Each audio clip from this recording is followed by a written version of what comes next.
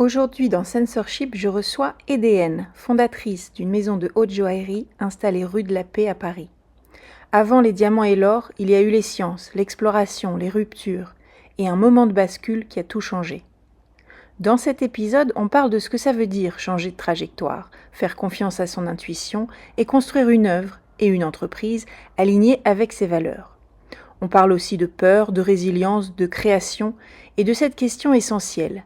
Comment transformer un appel intérieur en projet concret. Si cet épisode résonne pour vous, pensez à vous abonner, à laisser 5 étoiles sur votre plateforme d'écoute et à le partager. C'est le meilleur moyen de faire grandir Censorship et de donner de la visibilité à ces parcours qui redéfinissent le succès. Bonne écoute. Bonjour Edéenne, bienvenue. Bonjour Stéphanie, merci de me recevoir. Merci d'être là, je suis ravie de te recevoir. Est-ce que pour commencer, tu veux bien te présenter à nos auditorices ? Alors, je m'appelle Edéenne et j'adore dire que je suis la seule joaillière québécoise installée rue de la Paix à Paris, ce qui a ravi ma mère parce que c'est la rue la plus chère du Monopoly. Et j'ai fondé une maison de haute joaillerie il y a 22 ans ici en France. D'accord, donc la joaillerie, on va y revenir parce que ça m'intéresse. Est-ce qu'on peut revenir un tout petit peu en arrière et parler de ce que tu as fait avant la joaillerie ? Alors, pour faire simple, j'ai commencé d'abord mes études, j'ai fait un DUG en sciences physiques parce que c'est important dans la suite de l'histoire. Et c'était trop facile. Une fois que j'ai terminé, je suis partie en histoire de l'art, aux grandes dames de mon père. Et j'ai fait une formation en art contemporain à Montréal. Une fois mon diplôme terminé, j'ai accompli un de mes premiers rêves qui était de venir en France étudier à la Sorbonne en histoire de l'art. Et j'ai rencontré un Français.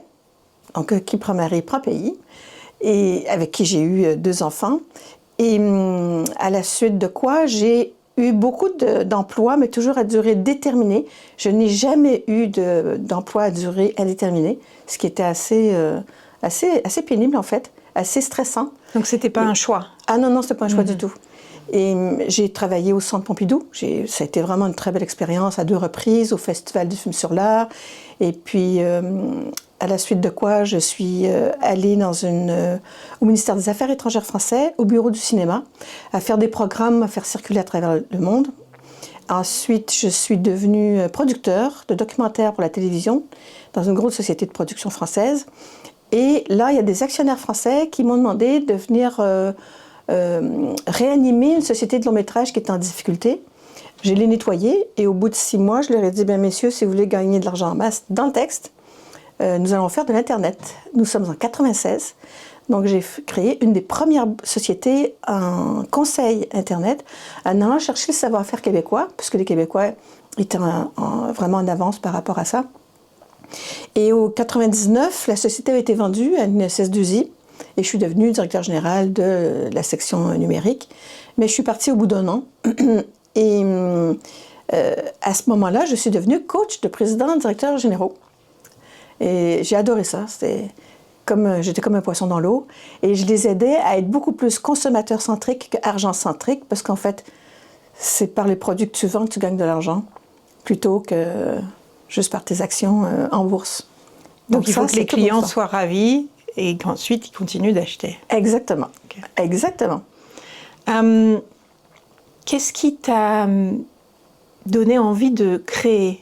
Qu'est-ce qui a été ta première... En fait, je veux dire quelque chose qui est... En fait, nous sommes tous des créateurs. On est tous créateurs. Et c'est prouvé que c'est à l'âge de 2 ans qu'il y a quelque chose qui se passe.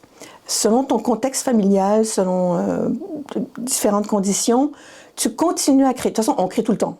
On crée tout le temps. Je veux dire, on fait des enfants, c'est créé. Je veux dire, on fait un gâteau, c'est créé. On crée tout le temps. Maintenant, de savoir que je ferais de la joaillerie, non, j'en savais absolument rien. Mais j'ai toujours créé. Je veux dire, mon père m'a mis un cours de dessin, j'avais 2 ans. J'ai fait des cours de flûte traversière, j'ai fait des cours de chant. J'ai appris à faire de la haute couture. Donc à dessiner moi-même les patrons. Je me suis amusée quand j'étais enceinte, à faire carrément une robe de mariée pour la nounou de mes enfants. Donc j'ai dessiné la robe, créé le patron et fait la robe en taffetas, couper avec les ciseaux dans le Toujours taffetas. une fibre artistique. Oui, toujours. Même si j'ai toujours travaillé de manière plutôt entrepreneuriale au niveau professionnel. Mais sinon, chez moi, j'étais plutôt très créatrice, oui. Ouais. Et alors la joaillerie, c'est venu comment? Alors, c'est pour ça que j'ai arrêté avant, là. Parce que c'est un vrai changement dans ma vie. En 2003, donc malheureusement, on divorce, donc à la fin des années, juste avant les années 2000.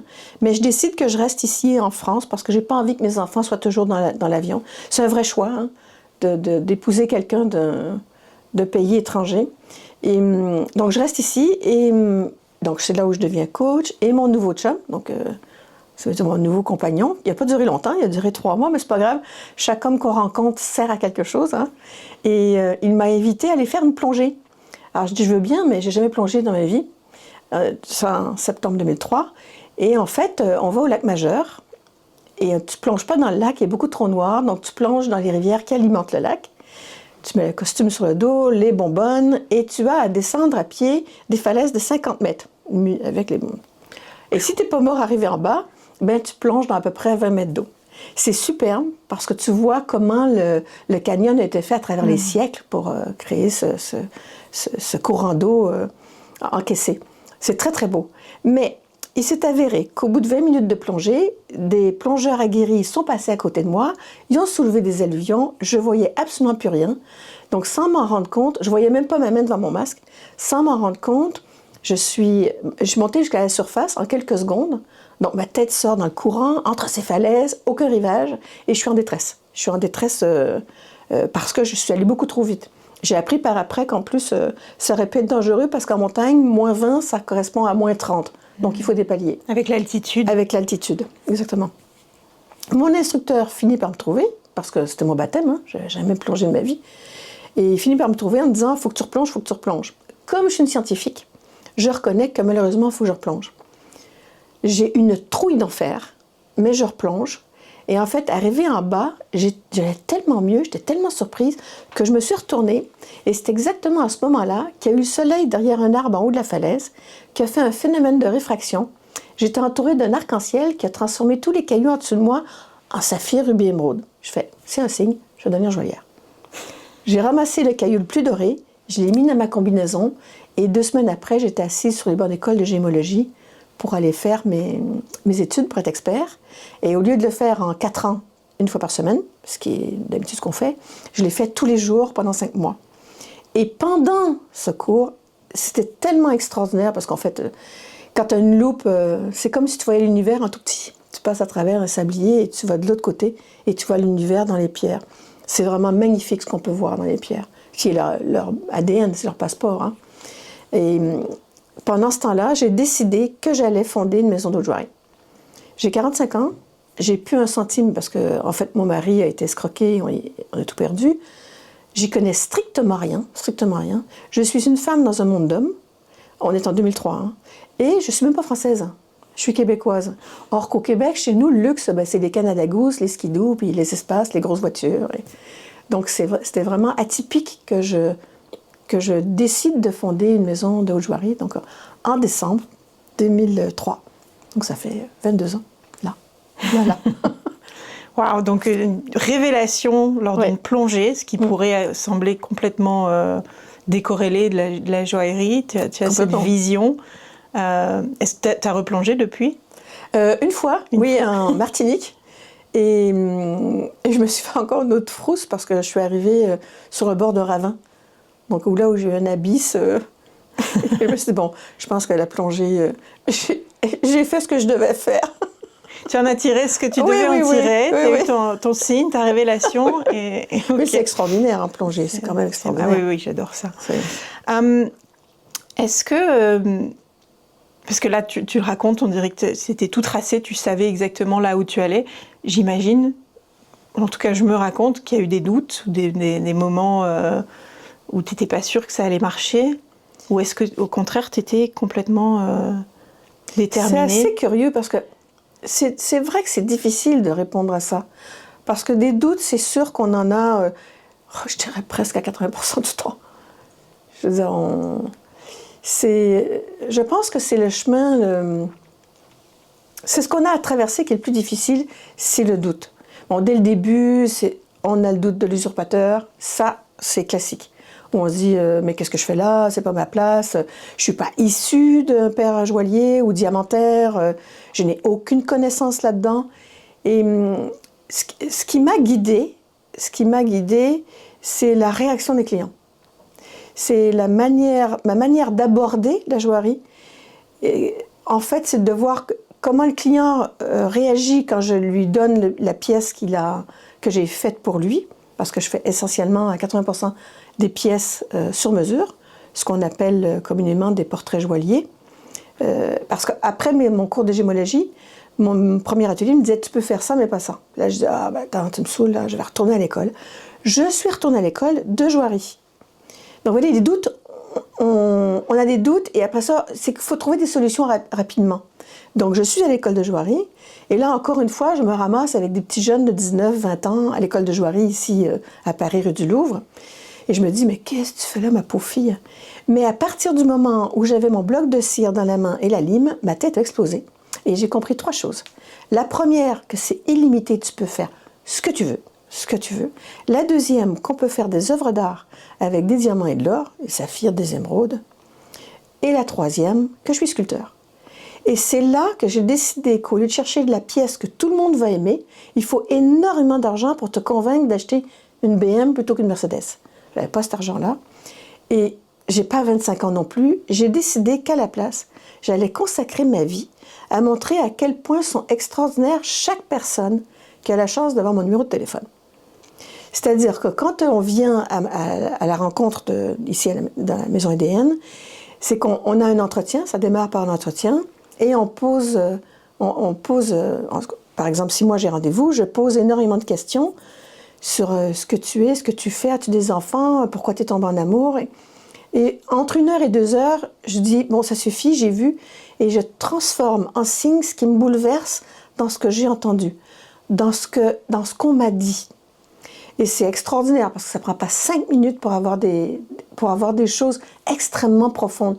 Comme si on n'avait plus le temps de parler de choses sur soi, autre que dire je travaille là et puis je vais là en vacances. Et ça va très très loin. C'est comme de renouer avec soi-même en l'espace de 2 heures. Et le bijou, on est le témoin. Donc on fait des portraits joailliers. Donc je rends la vie des gens dans une pièce de haute joaillerie. Donc en fait, mon métier c'est ça, c'est d'être témoin. Et mon médium pour le transmettre, c'est avec une pièce matérielle qui est faite de métaux précieux et de pierres précieuses. Portrait joaillier, oui. J'aime beaucoup. Est-ce que tu as eu peur de ne pas être faite pour ce milieu, ou est-ce que tu as trouvé ta place en disant je m'en fiche? Non, j'ai jamais eu peur parce que mon métier est basé sur les liens humains. Et je n'ai aucune inquiétude, aucun doute sur l'authenticité, sur la véracité de ces échanges. C'est au contraire extrêmement porteur. Extrêmement porteur. Donc, j'en ai pas eu. Les seuls doutes, là je suis sûre qu'il y a plusieurs femmes qui vont se reconnaître, les seules difficultés réelles, c'est avec les banques. C'est avec les banques.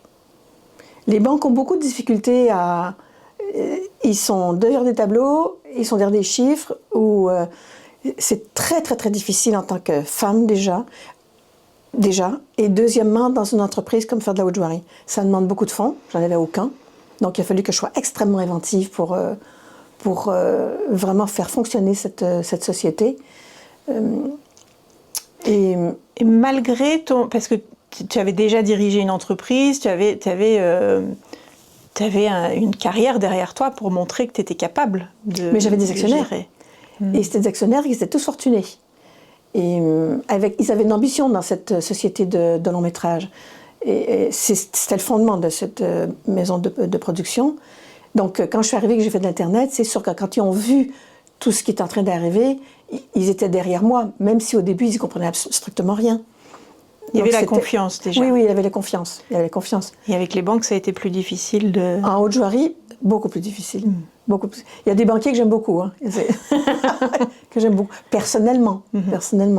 Mais c'est compliqué. C'est compliqué. Qu'est-ce qui a été vraiment la première décision concrète qui t'a engagé dans cette voie? Est-ce que c'est l'école de gémologie? Ça a été quoi ton premier pas quand tu regardes en arrière? Ça a été de fonder la maison.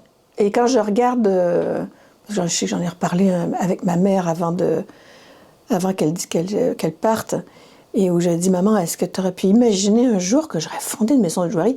C'est tellement sorti des cadres par rapport à ma nationalité, en tant que Canadienne, en tant que Québécoise, que c'est sûr que c'est une grande surprise. C'est une grande surprise. Maintenant, qu'est-ce que je dirais qui est...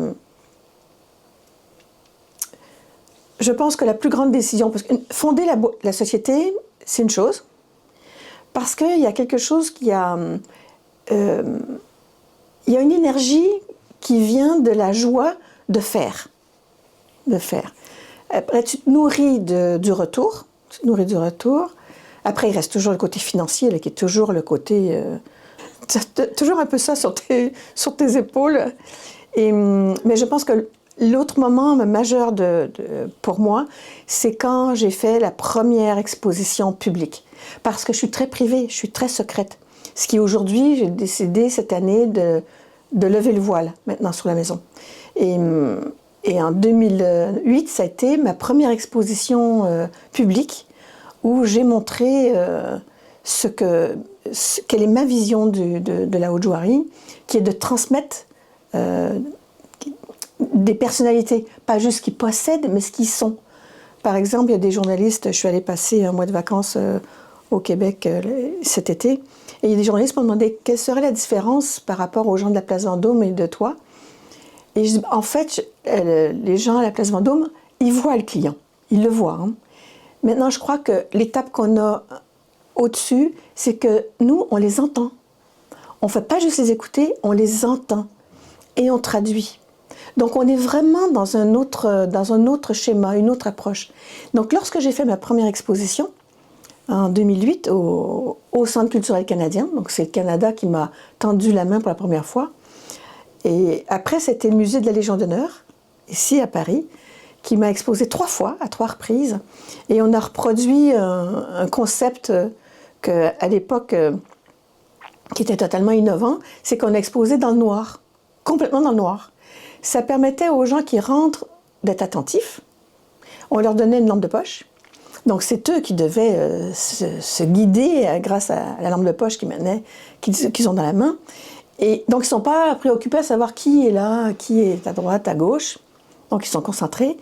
Et il n'y avait aucune lumière, même dans les vitrines. Donc, c'est à eux d'éclairer les bijoux. Donc, en bougeant la lampe de poche, ça fait chanter les pierres. Et toujours accompagné d'une de mes conteuses qui raconte l'histoire sous-jacente de chacun des clients. Donc, c'est extrêmement fort, c'est extrêmement puissant. Jamais de nom. Et c'est un vrai voyage. C'est un vrai voyage. Donc au musée de la Légion d'honneur, ils m'ont demandé de faire la même chose. Et après, j'ai eu une très belle exposition chez Sotheby's à Londres, sur Bond Street, parce que le vice-président marketing mondial, qui était basé à New York, est venu me voir en disant nous avons une nouvelle stratégie, nous voulons montrer qui sont ce que nous croyons être les futurs grands maîtres en joaillerie. Et on pense que vous en faites partie. Alors j'ai fait, mais c'est bien sûr, en donnant des coups de pied en dessous à mon collègue. Et il fait, est-ce que vous accepteriez de faire une exposition chez Sotheby's à Londres, dans le noir, comme ce que vous faites? Mais je dis, laisse-moi réfléchir. D'accord. Et ça a été les premiers grands pas. Puisqu'on était secret.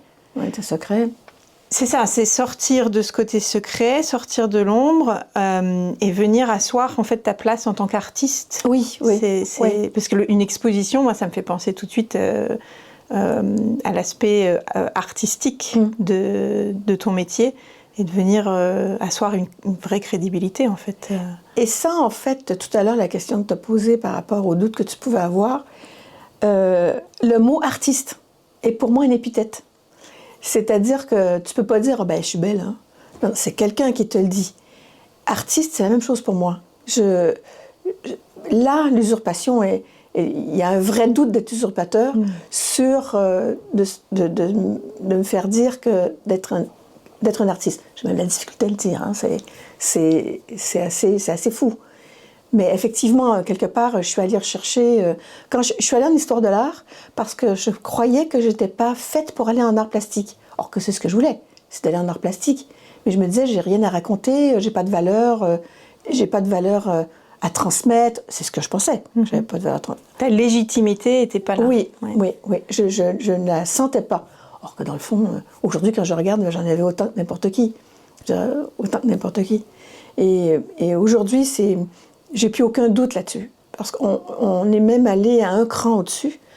Depuis maintenant, ça fait 9 ans, presque 9 ans. Aujourd'hui, on livre nos pièces de Haute-Joaillerie dans une sculpture murale. C'est-à-dire que le bijou ne se met plus au coffre, il se met dans un tableau ou une sculpture murale. Et notre défi, c'est que tu ne le vois pas. Tu n'as aucune idée que la sculpture qui est dans ta maison inclut un bijou. Tu ne le vois pas. Et ça, maintenant, on le met dans nos expositions. Là, j'arrive de New York et on en a apporté. Parce que là, maintenant, le printemps veut distribuer la maison EDN à New York. Et on a apporté des sculptures. Et ils sont venus, mais personne ne voyait qu'il y avait des bijoux dedans. Mais absolument personne. Donc, le bijou parle de toi. Donc, ça te rend déjà unique. Parce qu'on ne reconnaît pas une marque. Donc, déjà, ça attire en demandant... Tu finis par dire, c'est quoi ce bijou? J'ai jamais vu ça. Ce qui te permet de pouvoir parler de toi. Si tu penses que la personne le mérite, si tu as envie de créer ce lien. Parce que la philosophie de départ de ma maison, il y a 22 ans, c'est de créer du lien dans ce monde de fou. C'est vraiment la philosophie de départ. Et maintenant, le bijou parle de toi, mais là, dans ta maison, tes œuvres qui sont dans ta maison parlent de toi. Maintenant, quand je vais dans des maisons de certains clients, je suis capable... Au Japon, j'ai un client, je suis rentrée chez lui, je suis revenue à mon hôtel et j'ai dessiné 5 pièces. On s'est revus le lendemain à déjeuner, il m'a invité à déjeuner, j'ai montré les 5 bijoux, et il a fait « hi, hi, hi », ce qui veut dire j'ai compris qu'il voulait les 5 pièces. Mais c'est pareil, l'œuvre qui est dans ton salon parle de toi.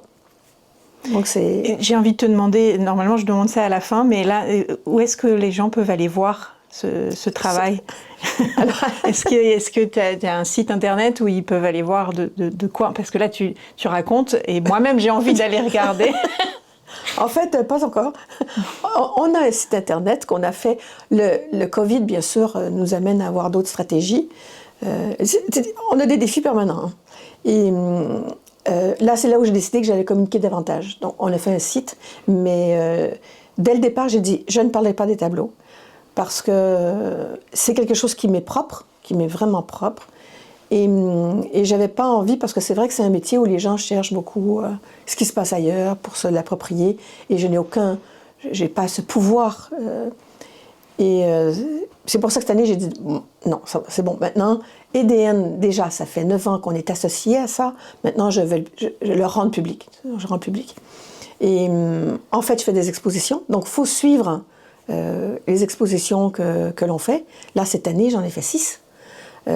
Au Japon, aux États-Unis, en Belgique, à Londres, à Paris. Et le site est en transformation, donc au printemps prochain, il témoignera de ce qu'on fait aujourd'hui. Et puis sur les réseaux, on a commencé un tout petit peu, mais c'est que aussi, quand je fais des portraits joailliers, c'est pas à moi de montrer la pièce que j'ai faite pour toi, c'est à toi de la montrer. Donc, on les montre pas. Alors, on a commencé un tout petit peu à dire, est-ce que vous nous autorisez à, sans dire qui vous êtes, à montrer la pièce et de dire les 3-4 phrases qui définissent en gros ce que le bijou sous-tend. Donc là, tout petit peu, on commence à montrer des portraits joailliers. Mais sinon, 20% de notre travail, on fait aussi des pièces qui sont inspirées de notre mémoire collective. Parce qu'on est tous pareils, on a tous les mêmes émotions, on aime, on déteste, on a peur, on est tous pareils, ça je l'ai vu à travers le monde. C'est seulement notre culture qui différencie le niveau de perception de l'émotion que tu dégages. Au Japon, bien sûr, c'est là où ils sont avec une culture où ils montrent très très peu leurs émotions. Or qu'aux États-Unis, c'est l'inverse. Mais on est tous pareils. Donc je me suis rendu compte que les pièces que nous réalisons parlent à absolument tout le monde. À absolument tout le monde.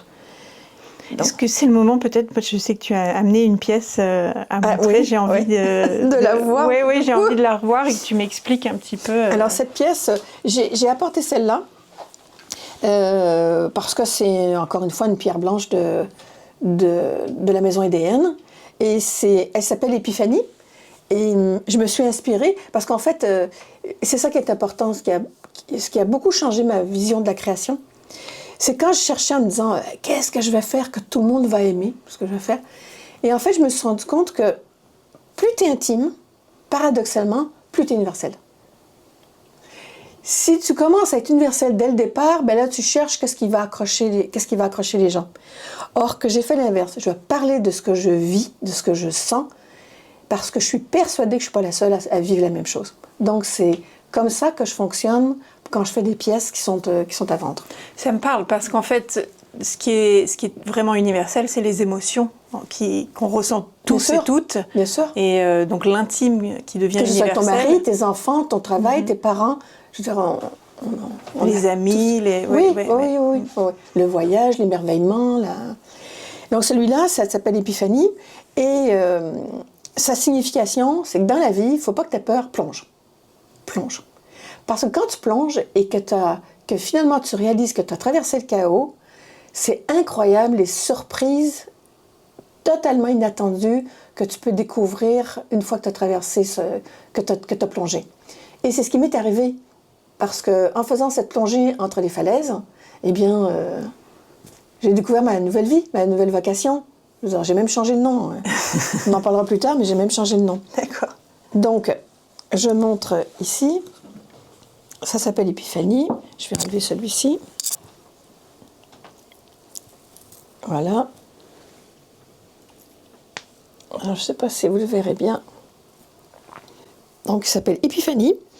C'est un arbre, il y a un arbre ici, l'eau, la réflexion de l'arbre à l'envers, une fois qu'on a traversé l'eau, et tout le mouvement de la plongée en tant que telle, qui est l'acte, qui est vraiment la représentation de faire. Et c'est beau quand on fait, c'est de la poésie, ce sont des vagues. Et là, ici, c'est la plongée. Donc c'est la plongée. Quel type de pierre? Alors c'est une tourmaline des mines de Paraíba. Donc c'est une pierre que j'affectionne particulièrement. Et d'ailleurs, on a développé un programme après Covid qui s'appelle le programme Constellation. Et nous aidons les gens à sauvegarder une partie de leurs avoirs en se créant une collection de pierres et qui n'arrête pas de monter. La Paraíba en est une. C'est une pierre absolument extraordinaire, une pierre de soir. Parce que le cuivre à l'intérieur se reflète dans la lumière, grâce à la lumière intérieure. Alors, je vais faire attention au micro, mais là, technicien, je pense que vous allez hurler. On peut le bouger, le micro. Alors, désolée, Axel. Donc voilà. Magnifique. Alors, déjà, la pièce, on ne l'a jamais vue, donc ça rend unique. Deuxièmement, ça parle pour toi, parce que c'est très rare d'avoir un pompon qui est comme ça, sur le devant du corps. En plus, quand tu marches, ça montre la grâce avec laquelle tu te meus. Donc c'est vraiment très féminin, très très féminin. Et bien sûr, c'est un bijou EDN, donc c'est un bijou transformable. Donc on peut porter avec ou sans le pompon. On peut l'enlever. Oui, on peut l'enlever.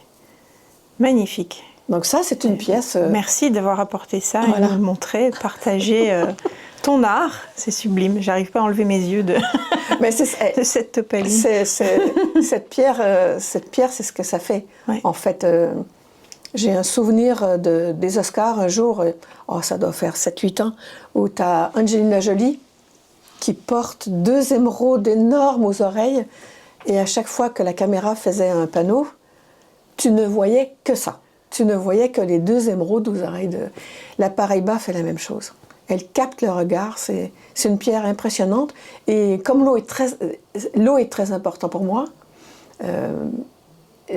j'ai même construit une maison québécoise sur le bord de l'eau ici. Et c'est la plus jolie pierre pour représenter l'eau. Oui. J'ai l'impression de... J'ai fait une autre pièce que j'ai aussi apportée et je suis tombée en amour avec cette pierre à l'instant même où je l'ai vue, qui fait 64 carats, et tu as l'impression d'avoir de l'eau solidifiée dans tes mains à température de la pièce. Donc c'est magique les pierres, c'est vraiment magique. Est-ce que tu te souviens de la première pierre que tu as créée et de ce que ça t'a fait? En fait, je la porte, donc elle est sur moi. Donc c'est un saphir rose, et c'est une chevalière inspirée de Napoléon III. Donc c'est la première pièce que j'ai faite là il y a 22 ans, et avec 2 papillons de chaque côté sur les épaules, parce que c'est une vraie transformation de ma vie. Je veux dire, j'ai eu une chrysalide qui a duré 45 ans, et j'ai enfin trouvé comment exprimer, j'ai trouvé du sens à ma vie. C'est d'ailleurs, c'est là où je peux peut-être expliquer pourquoi je m'appelle Edéenne. En fait, c'est le prénom de ma grand-mère. Et ma grand-mère est décédée à 24 ans en donnant naissance à son 4e enfant. Et je suis toujours admirative de toutes ces femmes là, sur 2 siècles, 3 siècles, qui ont vraiment fondé le pays. Hein. Les hommes étaient à couper du bois et ils venaient pour les semences. Et c'est elles qui géraient la famille, l'éducation, l'argent, qui faisaient un enfant, 2, 3, 4, 5, 6, 7, 8, 11 enfants. Et donc ma grand-mère en faisait partie. Et quand j'ai fondé ma maison rue de la Paix, je me suis dit, mon nom plus québécois que ça, tu meurs. Donc je dis, non. Et après, je me dis, c'est simple, je vais prendre le prénom de ma grand-mère pour lui rendre hommage. Et en plus, comme je suis un peu une accoucheuse de rêve, Éden, c'est un nom unique, Éden, c'est pas trop loin. Donc je trouvais ça assez, ça avait du sens. Parce que j'essaie toujours que les choses aient du sens. Sinon, ça marche pas. Et quand j'ai eu 50 ans, j'ai loué un bateau sur la Seine et j'ai réuni 100 personnes. Parce que je considère que la vie est un voyage. On rencontre des compagnons de voyage. Certains durent 3 heures, d'autres durent 30 ans. Et j'ai réuni 100 personnes sur ce bateau. Et j'ai pris le micro, donc j'ai servi du champagne à tout le monde. Hein, et j'ai pris le micro pendant 1 heure. Et j'ai commencé en disant, je suis arrivée en France 100 personnes. Et je suis aujourd'hui entourée de 100 personnes. Je vais tous vous dire pourquoi vous êtes ici. Parce que seul, on n'est rien. Donc ça a pris 1 heure et j'ai dit pourquoi ils étaient là. Et à la fin, donc j'ai fini avec mes enfants, et à la fin, j'ai dit maintenant que j'ai trouvé le sens de ma vie, je me rebaptise et je vais m'appeler Edéenne moi-même. Donc oubliez mon nom et je vais m'appeler Edéenne. Donc ma mère pleurait parce qu'ils sont tous venus du Québec. Ma mère pleurait parce qu'elle était très émue très émue que je prenne le nom de sa mère. Très émue. Pas vexée que tu changes le nom qu'elle t'avait donné, non. Mais émue que tu prennes le nom de sa maman. Non. non, c'est vrai, j'ai pas pensé à ça. Mais non. Et aujourd'hui, tout le monde m'appelle Edéenne. Et pour moi, quand on utilise mon vrai nom, je me retourne plus. Je suis surprise. C'est ton identité. Oui, vraiment. C'est pas factice. C'est assez étrange, parce que je sais que ma voisine, un jour, a changé de nom, puis je fais, mais... Et pourtant, je comprenais vraiment pas pourquoi elle a changé de nom. Je comprends toujours pas aujourd'hui. Hein. Donc, je comprends toujours pas pourquoi moi, ça me fait rien. Mais en t'écoutant, j'ai l'impression que tu t'es vraiment révélée et que tu as développé ton identité, ou tu as en anglais on dit grow into it, tu as grandi dans ce que tu devais être, en fait. Tu es devenue ce que tu devais être, c'est-à-dire une artiste, une joaillère, et tu as même changé ton nom. Oui. Et je pense aussi que c'est pas inutile comment j'aborde le métier, que c'est pas inutile. Parce que malgré tout, on est dans le monde du bijou, et c'est sûr, dans les moments difficiles, comme tout ce qu'on vit depuis 5 ans, on est dans une époque très stressante, et d'où le fait que même l'univers du luxe souffre quand même depuis 1 an et demi. Mais la manière qu'on l'aborde, c'est un peu comme... c'est comme un peu des jalons, des pierres blanches, de ne pas oublier. De ne pas oublier qui on est. Parce qu'en fait, les pièces qu'on fait, ça parle de toi. Donc c'est de ne pas oublier qui tu es. Parce que ça, c'est une chose aussi qu'on fait, en fait, de se rappeler qui on est pour de nouveau avancer, pour traverser des moments chaotiques.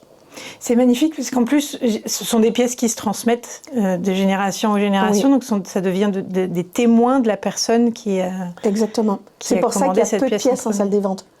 Parce que les gens se séparent peu de leurs pièces. Ils les donnent aux enfants. Et tout ça m'est venu naturellement parce qu'on se rappelle toujours qui te donne un bijou ou qui te donne une pierre. Toujours. Quelles circonstances et quelle personne. Tout le temps. Et c'est transmissible. C'est transmissible, cette notion. C'est une notion matérialisée, en fait. C'est ça le bijou. Alors que ça pourrait paraître un peu superficiel, le luxe, ça peut paraître parfois très surfait, c'est du luxe. Et tu arrives à y mettre vraiment un sens profond et très personnel. Parce qu'il ne faut pas oublier que le vrai luxe, c'est quand même aussi un savoir-faire. Oui. C'est une vision, hein, le luxe. Pour moi, le vrai luxe, c'est vraiment... Ce sont des mains. C'est pour ça que je suis extrêmement admirative du travail fait par les mains des hommes. Même que ce soit même un pont. Je suis toujours impressionnée de ce que l'homme est capable de faire. Mais au début, je faisais des cires et tout. Maintenant, j'ai plus le temps. Aujourd'hui, les gens qui travaillent pour nous ont 40 ans de métier. Mais c'est extraordinaire de voir la justesse de l'acte. D'ailleurs, j'ai fait une pièce pour les 4... C'est moi qui ai réalisé la collection des 400 ans de la maison Mellerio d'Imeller en 2014. Et notamment la pièce la plus prestigieuse, qui est une collerette qu'on n'avait jamais vue non plus en joaillerie. Et en fait, le mouvement même des motifs qui sont dans cette collerette encense la sûreté du geste du joaillier. C'est pour ça que ce qu'on voit le plus frontal, c'est en or pur, pour encenser le geste, et la partie qu'on voit le moins est pavée de diamants parce que ça vaut cher. Donc j'ai fait l'inverse. Donc voilà. Quel a été ton plus gros défi, que ce soit technique ou artistique My God. Quel a été mon plus gros défi technique? Parce qu'en fait, mon défi, je pense que mon plus gros défi, c'est de jamais perdre de lien avec mes enfants. C'est d'être toujours attentive à ne pas mettre mes enfants en deuxième. Parce qu'en fait, ça te prend, c'est ton entreprise. Il y a des gens qui travaillent avec toi, ça a des incidences. Genre, si ta société ne marche plus, tu mets plusieurs personnes dans la mouise. Donc, c'est beaucoup de responsabilité d'avoir une entreprise. Et c'est pas facile en France. C'est pas facile. C'est plus facile en Amérique du Nord de créer une entreprise qu'en France. Et ça, j'enfonce des portes ouvertes. Et en fait, t'es tellement pris dedans que c'est vrai que tu rentres chez toi, tu y penses, tu te réveilles à 3 heures, tu y penses, tu te lèves le matin, tu y penses.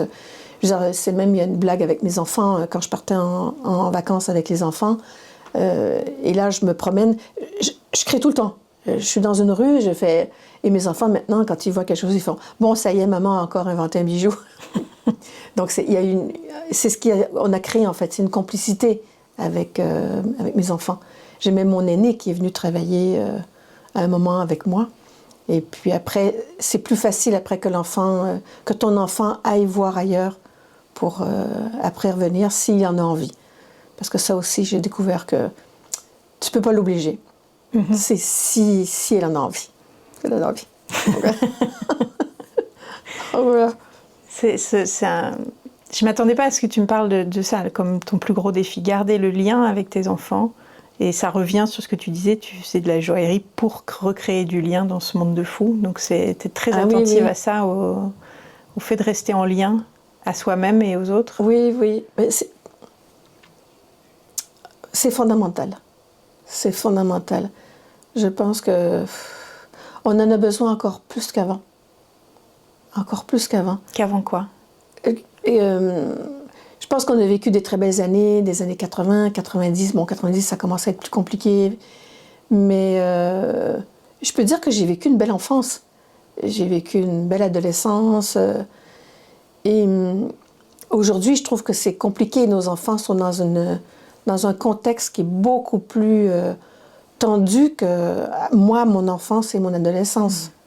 Très anxiogène. Oh là là, c'est extrêmement anxiogène. Et je pense que aujourd'hui, pourtant j'ai créé une boîte Internet, une société Internet, et aujourd'hui le lien humain, la disparition du lien humain m'effraie. Et je fais aujourd'hui complètement l'inverse que ce que je faisais en 96 quand je faisais la stratégie Internet. Mais j'avais toujours le lien humain comme leitmotiv avec les clients.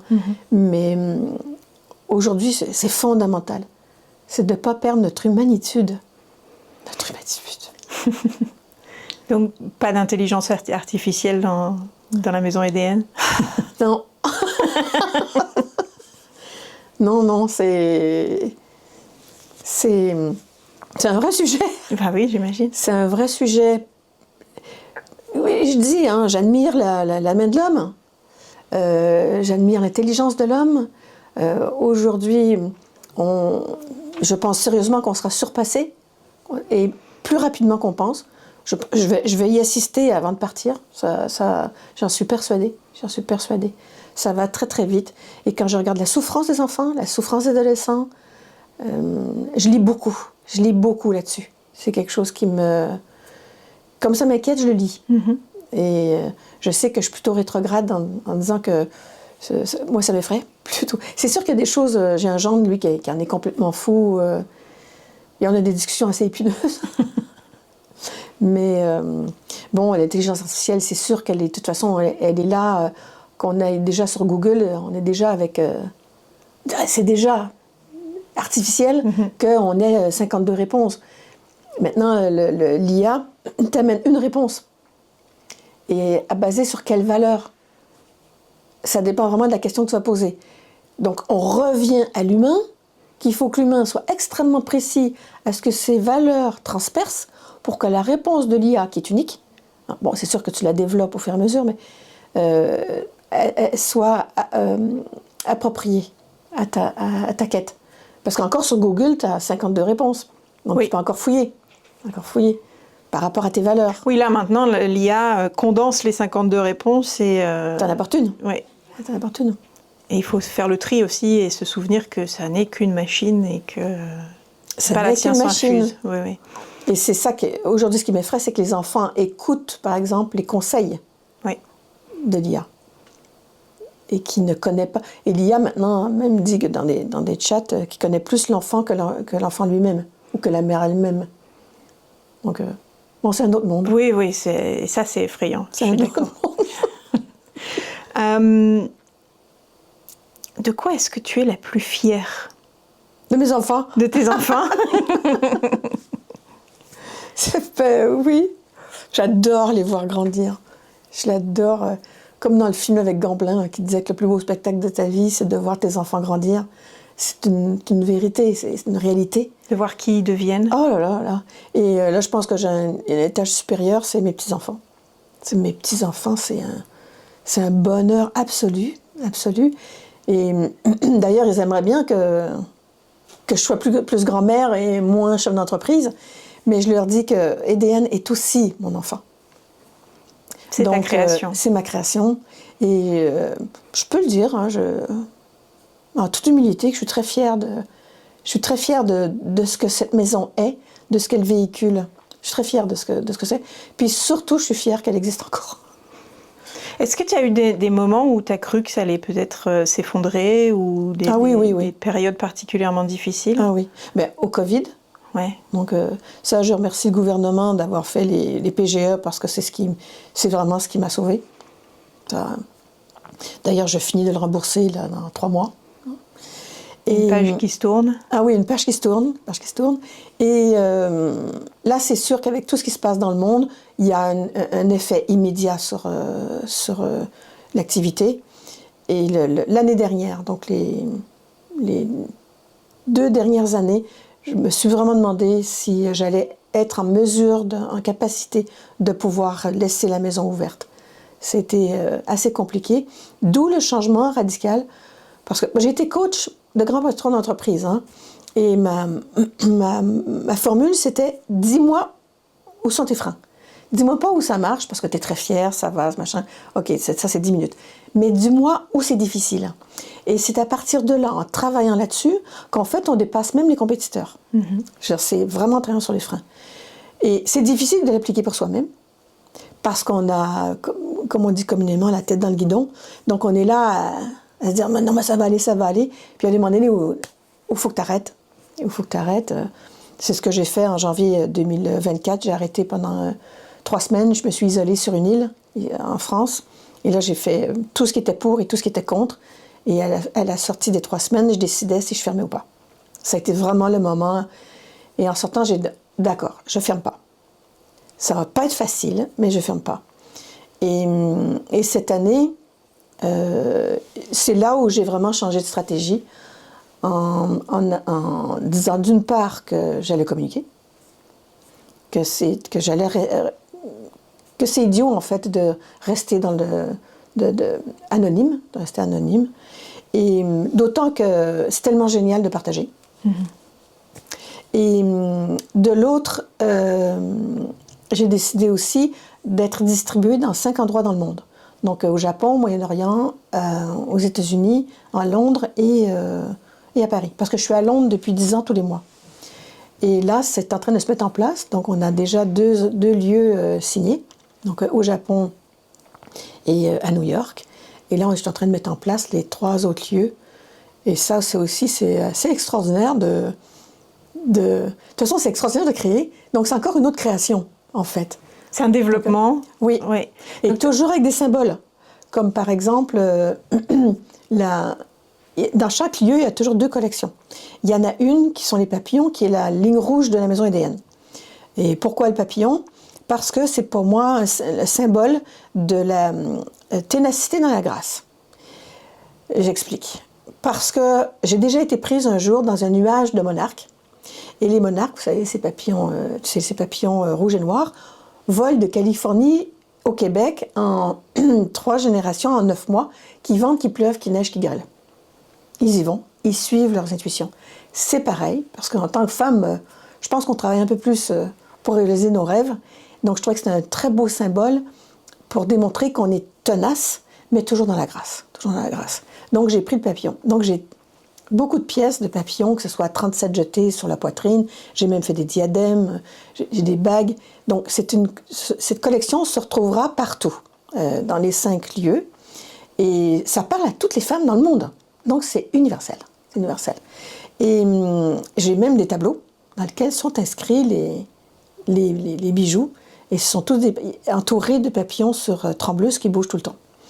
La deuxième collection, elle est dédiée au pays. Donc je rends hommage à quelque chose qui m'impressionne dans ce pays.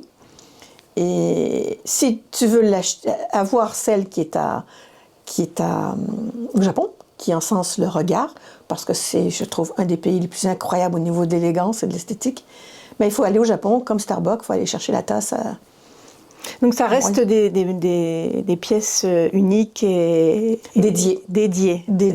Oui. Donc tu sors de la confidentialité, mais tu Oui. restes sur le côté très exclusif. Il faut aller au Japon pour avoir les pièces dédiées au Japon. Et toujours avec du sens. Et ça, toutes les pièces ont du sens. Toutes, sans exception. Donc, en fait, l'année dernière, tu as repris ta posture de coach envers toi-même. Exactement. Et tu as décidé de ce que tu allais faire. C'est beaucoup plus facile de le faire pour d'autres gens que pour soi-même. Oui, oui. Parce que c'est difficile d'être honnête avec soi-même. Parce qu'on se cache derrière... de fausses pensées. Comme je dis toujours, on est seul geôlier de notre geôle. Hein. Et notre plus grosse difficulté, c'est de faire la distinction. Ça veut dire que je suis très émue. Hein. Quand je les chasse, parce que je suis très en intime. Qu'est-ce que je disais?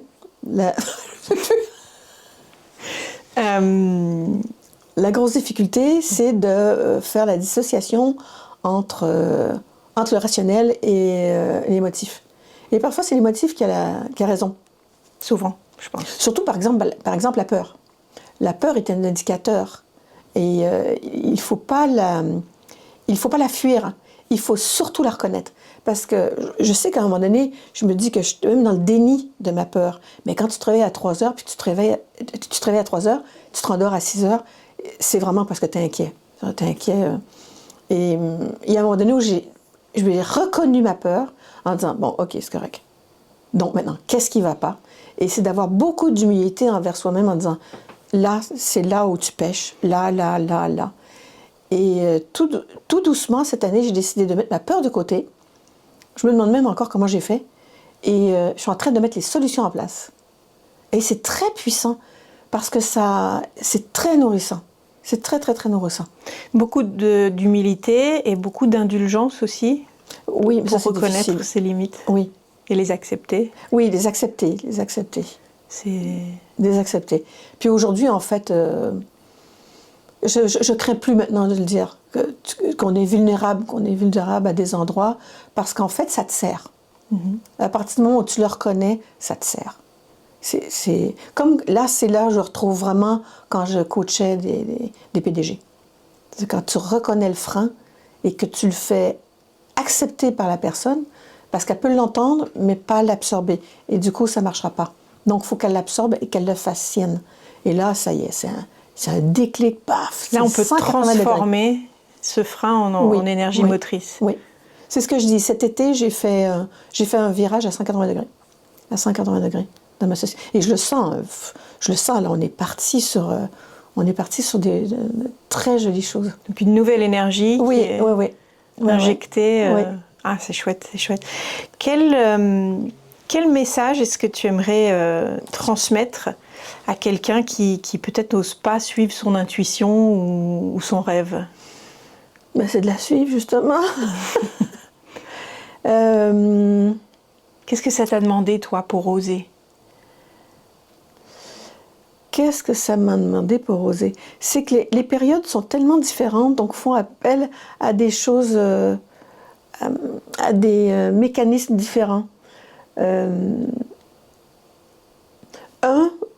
Faut vraiment aimer ce que tu fais. Ça, il n'y a pas à tergiverser. Faut vraiment, vraiment aimer ce que tu fais.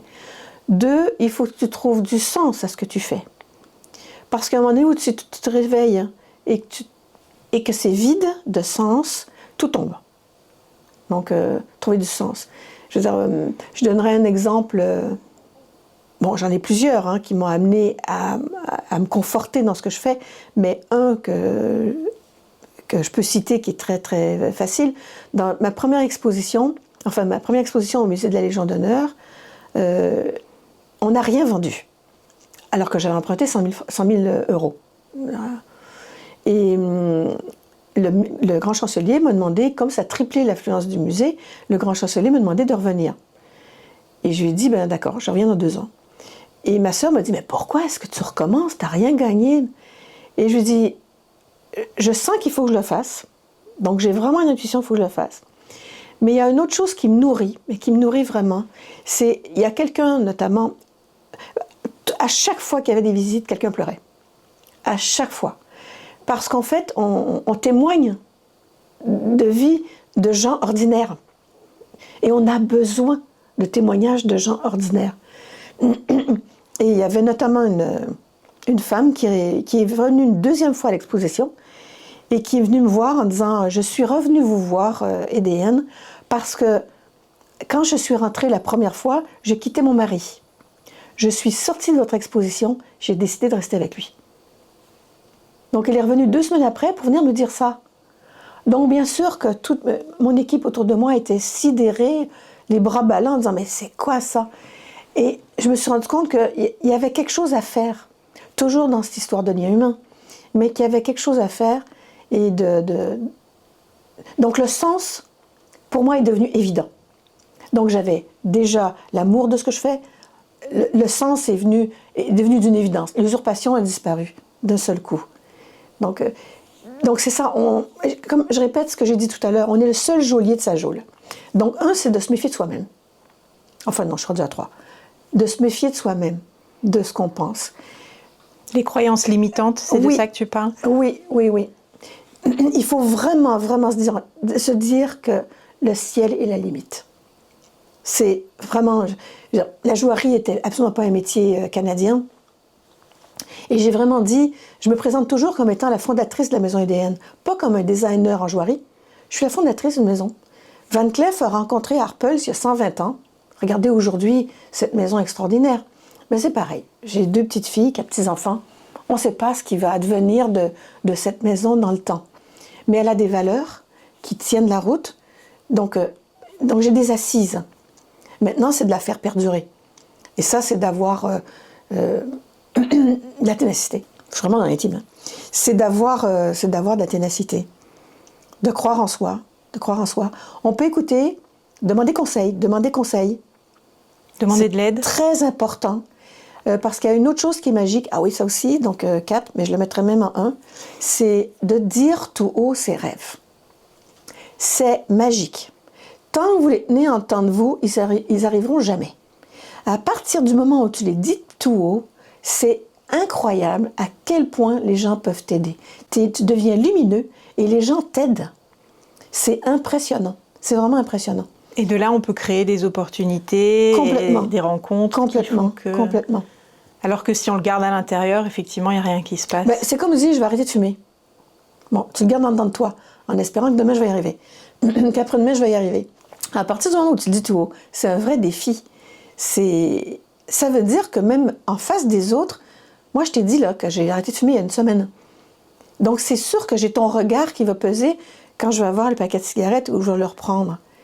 C'est dur, mais ça t'aide beaucoup plus que si tu le dis à personne. Mm-hmm. Et du coup, les autres vont peut-être t'aider, t'inciter, t'encourager. Non, viens, garde, on va boire un verre d'eau, viens, on va aller marcher dehors. Oui. Voilà. Ah, excellent conseil, merci. J'ai une artiste en face de moi, je ne peux pas ne pas demander où est-ce que tu puises ton inspiration? Ah bah alors là, elle vient de là-haut. Elle vient de là-haut? Qu'est-ce que ça veut dire? Elle vient de là-haut. C'est un courant. C'est un courant d'eau. Ça s'explique pas. C'est sûr que quand je fais des portraits joailliers et que j'écoute, je suis au cinéma, hein, et les questions comme là, comme dans cet entretien, je vois bien que tes questions, elles suivent ce que tu entends, complètement. Et malgré la préparation. Et c'est pareil, je suis au cinéma et j'entends, tout le monde a des choses incroyables à raconter. Absolument tout le monde. Et je suis là, et je vois, même si tu me parles de ta mère ou de ton père, je les imagine, tel pays. Et en fait, ça se dessine tout seul, ça se tricote tout seul. Et il y a un moment donné où je fais vraiment, j'ai vu. Parce que, de toute façon, l'humanité fonctionne sur des symboles. Oui. Absolument tout est symbolique. Donc c'est très simple après de prendre les symboles. Après, c'est juste que le papillon, je l'ai pris en mettant symbole, en y greffant symbole de ténacité. Bien sûr, on connaît le papillon pour la transformation, la métamorphose, c'est déjà là. Mais j'y ai ajouté la ténacité. Tu tombes en amour avec ou pas, ça n'a pas d'importance. C'est toujours une question d'échange. C'est toujours une question de vibration. Je fais beaucoup de conférences, j'en fais toutes les semaines. Et que ce soit n'importe où, dans des clubs de femmes entrepreneurs, que ce soit dans des banques privées, et partout, que ce soit à Londres, que ce soit à Abu Dhabi. Parce que je considère que le mot le plus important, nous, en tant qu'humains, c'est la résonance.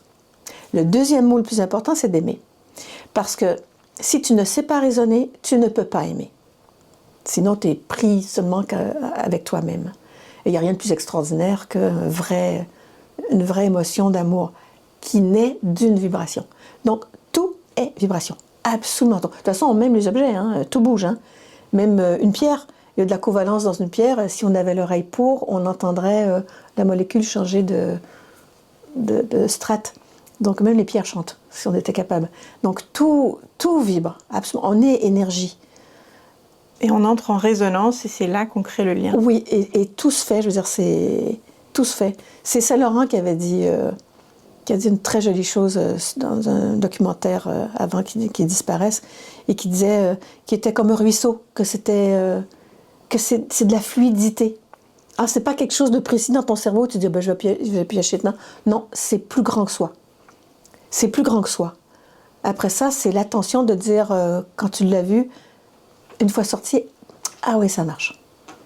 Donc c'est pas l'inspiration, c'est pas quelque chose que tu vas travailler, entretenir spécifiquement. Il faut être ouvert, en fait. C'est ce que j'entends. C'est qu'il faut être réceptif pour la laisser te traverser. Exactement.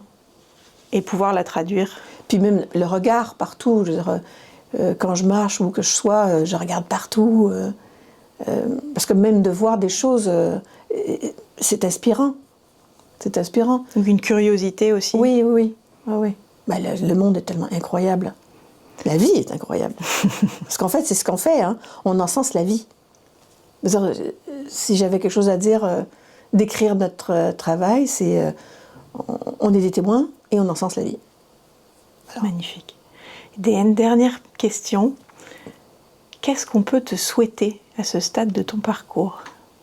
Que je continue à réaliser mes rêves et que cette maison soit encore plus, je ne sais pas comment dire, encore plus grande, qu'on puisse faire encore plus de pièces pour les gens, pour les rendre heureux. Parce que ça les rend heureux, en fait. C'est ça qui est... Et j'ai une phrase que j'ai retrouvée, tout ça en le faisant, tout ça en l'accomplissant dans la paix. Donc ni dans l'inquiétude, ni dans la peur, parce que c'est ça mon grand défi de cette année, c'est de ne plus être dirigée par la peur. Et j'ai retrouvé une phrase qui est sortie comme ça, encore une fois, vers 4 heures du matin, où je disais que c'est magnifique la vie quand on se laisse bercer par le mouvement de l'imperceptible qui nous apporte l'évidence. Cette phrase m'est arrivée d'un seul coup, alors qu'elle n'est pas simple, mais elle est tellement vraie. Il faut avoir confiance en la vie. Avoir confiance en la vie. Alors je te souhaite tout ça. Merci beaucoup, EDN. Merci beaucoup. C'était vraiment chouette.